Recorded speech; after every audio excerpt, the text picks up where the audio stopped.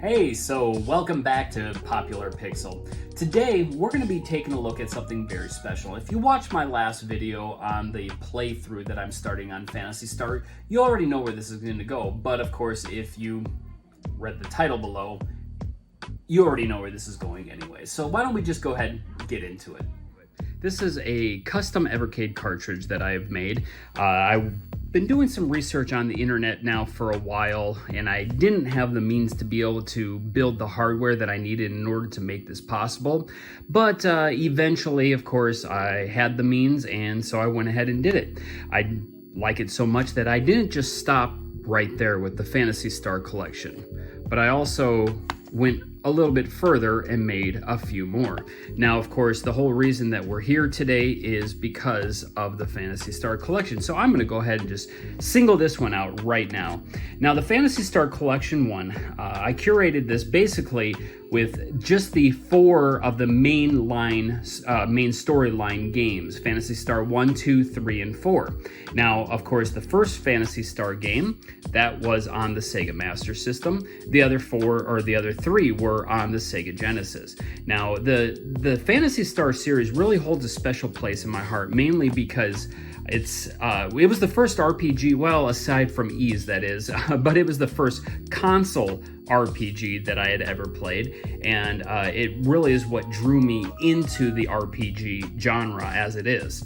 So what I have, of course, is I have, just as you would see on just about anything else. Now, I did deviate a little bit from Blaze's way of doing things, so I do have Evercade, and then, this all looks kind of normal, but by the time we get to the third one, we can see that it's quite a bit different from their design, and I really like the much cleaner look without having the multi-game cartridge. I mean, it's obvious that it's a multi-game cartridge. It says down here in the corner, duh. Anyways, so let's get back to this Phantasy Star. So I went ahead and created, obviously, the nice little insert, and I didn't stop there though. Of course, I went ahead and I made a label for my cartridge, as well as making the instruction manual for my cartridge. I don't know if I'm going to do an instruction manual for every single one of them. I may end up doing it, but obviously the instruction manual takes a lot of work. I mean, it took me probably about a week. Now, of course, there was a lot of layout and everything that I had to do in order to make this happen anyways, but I'll just show it off to you here real quick. But it would probably be a lot quicker the next time around.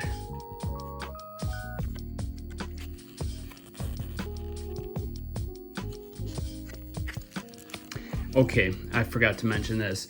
Now, I actually added a hack of the first Phantasy Star game in here as well, which basically is a localization of the Japanese version that actually brings everything in line with the Japanese language, with getting rid of some of the mistakes that were in the original game, as well as being able to change some options, like you can have either brown or black hair for Alice, or of course Alice.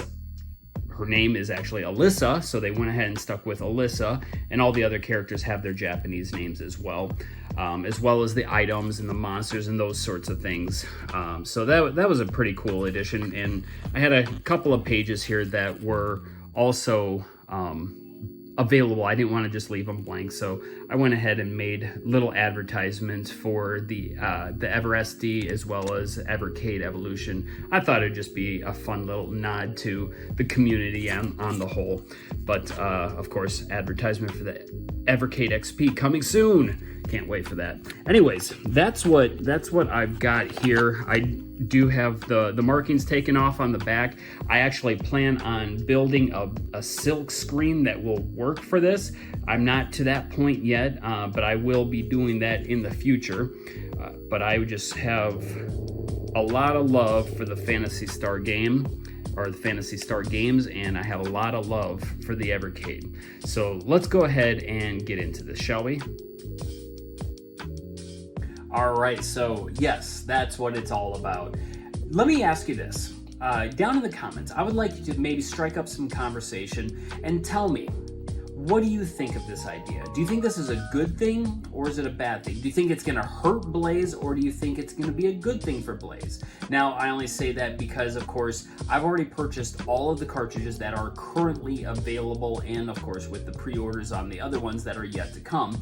But I've also purchased an additional 11 cartridges on top of everything that's already been released. And that, of course, is so that I have the blanks to be able to do this sort of thing. Because obviously, I have to purchase an extra game in order to do this.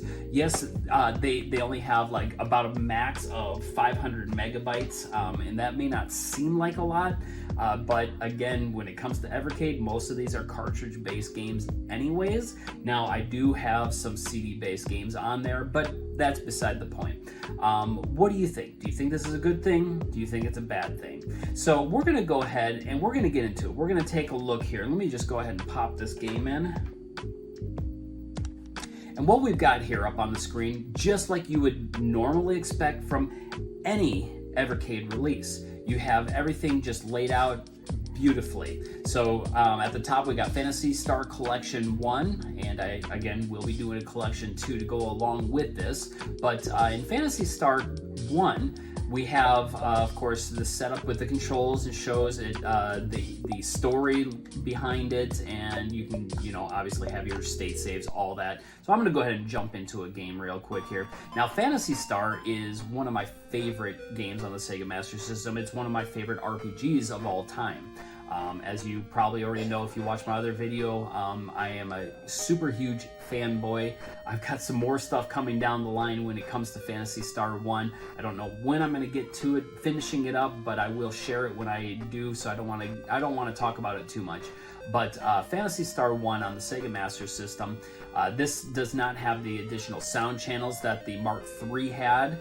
But it is, your run-of-the-mill Sega Master System. It's the one that I grew up with, so it's really no problem for me. Now, one of the big things that really drew me into this game when I was younger is this. Check this out.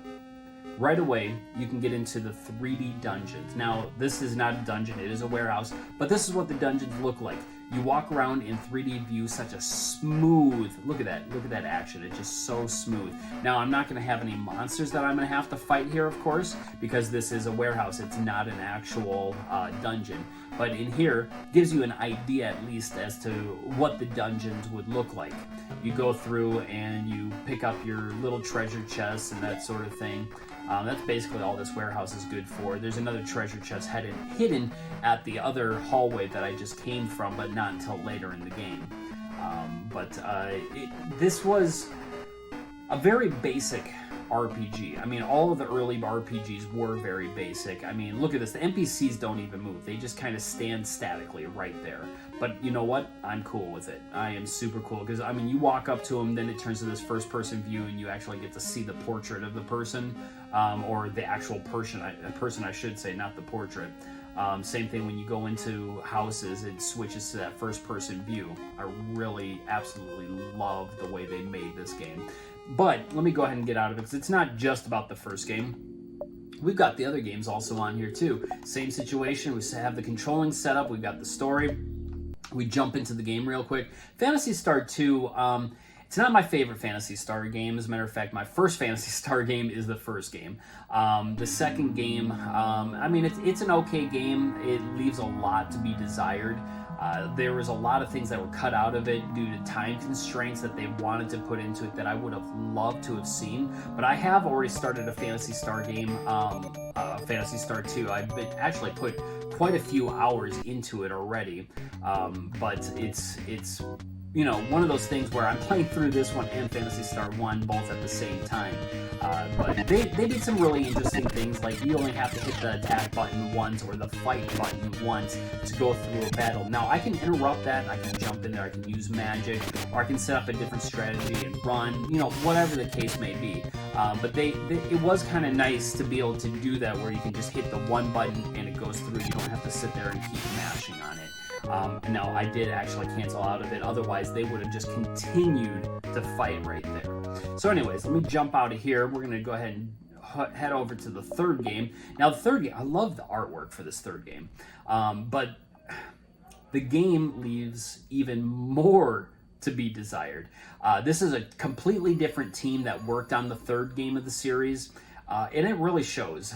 The music is quite a bit different. The whole game is completely different. It's more of a medieval style RPG, kind of your traditional RPG, rather than the sci-fi kind of thing. I mean, the sci-fi element, they're still there. They're still there.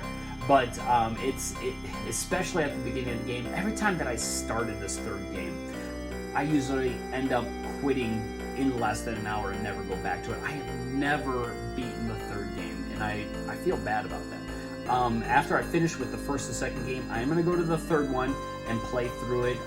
I hope it's not going to be as much of a chore that I think it's going to be, but it's one of the reasons why I wanted to put it on the Evercade, because I can sit here in front of my TV, which you can't see because it's over here. It's not the one behind me, obviously, but I can sit here, I can play the game on my TV, and maybe before bed I can pull it out, I can go ahead and pop it into my Evercade and lay in bed and watch some TV and play it, or, you know, whatever the case is. I'm able to move it around much like a Switch, and, you know, it's something about the Evercade that I absolutely love.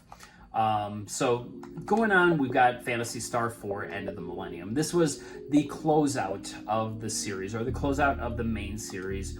This game was a masterpiece, is a masterpiece. Now, it's still not better than the first game, but I think some of that's nostalgic talking. But oh my goodness, this game was amazing. I remember when I first saw it at a store called Shopco. It was $120 brand new. Now this store, they ran things a little bit more expensive than most stores did, but if I remember correctly, it was $100 normally, you know, even at Walmart's, to get it brand new. When I bought it, I actually bought it at a video store and got it for 20 bucks. So I absolutely love that. But originally it was planned to be on the Sega CD, but that had kind of fallen through. They didn't think that it was going to sell very good, just because you would have to have both the Genesis and the Sega CD in order to have it. And I think it was also towards the time when things were starting to dwindle down when it comes to the Sega CD. So anyways, let's go ahead and pop on out of there, but beautiful, beautiful game. The last game that was added on here, of course, outside of the main 4 games, this is still the main 1 game, but again, it's a hack. Now, I wanted to do something a little bit different, a little something special, so I went with the Japanese drawings that they used for the game originally at the top, rather than going with the graphics to the game. I just thought it'd add that little extra pop. And then, of course, we got the PSG, I believe that's what it's called, the PSG audio. Listen to this. Now, for those of you who are used to the Sega Master System version, you may not like this, but I'll tell you, it has been growing on me. Ever since I started playing this version of it, I started just absolutely loving the way the audio is in this game. There are a few of those songs that I really don't like, but then there are a few that just makes me want to just cry. Oh, it's so beautiful. Anyways, so if you've been watching my stream, or not really my stream, but I've been pre-recording it and uploading it, I am playing through this game right now, so I'm not going to do much in it here either, but I just kind of want to show it off a little bit. It has some extra options. As a matter of fact, let me go to those. It has some extra options at the title screen here, so you can up the walk speed, you can up the amount of experience by 4, Meseta by 4. Your battles, you can actually go in and you can reduce the amount of battles by half, which is kind of neat, especially if you have the experience and walk speed up. You're gonna end up actually getting experience like crazy, way too fast. So you probably want to put that down to half if you are doing that. But I've had it on all because I want to slam through this game.